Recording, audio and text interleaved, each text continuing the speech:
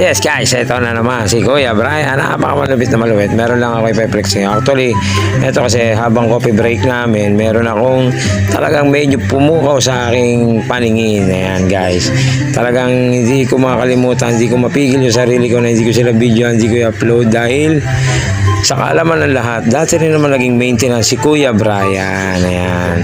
I-flex ko nga pala sa inyo kung gaano kasipag ang mga maintenance ng SM Cubao Araneta, di ba? Laging malinis ang paligid ng building dahil sa inyo, guys, di ba? Hindi biro ang maging isang maintenance na kagaya nila. Hindi basta-basta ang trabaho na yan, di ba?